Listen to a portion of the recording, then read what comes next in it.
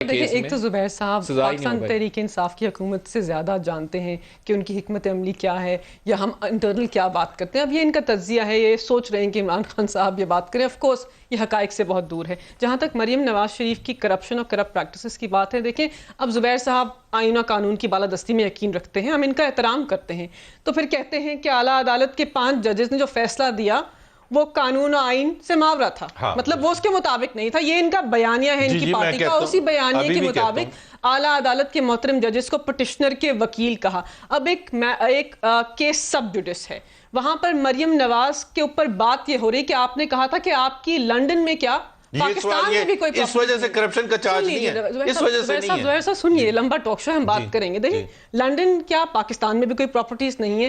آپ نے یہ بھی نہیں بتایا کہ آپ کے اثاثے آپ کی آمدن کے مطابق کیسے. ایگریکلچرل انکم کی بات ہوئی, وہاں پر ایسی ایسی چیزیں پاناما کیس میں پیش کی گئی جن کا ان کے پاس کوئی جواب نہیں تھا. عوام کو گمراہ نہ کیجیے. آپ سے سالہ سال پوچھا گیا کہ بتائیے آپ نے یہ ساسے کیسے بنائے, لیکن ایک بھی ندیم صاحب مکمل کر لیٹر جس کو بعد میں ندیم صاحب پہلے کہتے ہیں ابھی ہم مریم نواز کی بات کر رہے ہیں, قطرہ کر کے جمع کیا پھر قطر سے لے کے آئے پاکستان. ابھی ہم مریم کی بات کر رہے ہیں نا. جج صاحب نے یہ پوچھا, یہ جو سوال انہوں نے کہا نا کہ میری لندن میں پراپرٹی, جج صاحب نے یہ پوچھا کہ کیا ہر بیٹی کو پتا ہوتا ہے کہ اس کے ایسٹس کیا ہیں.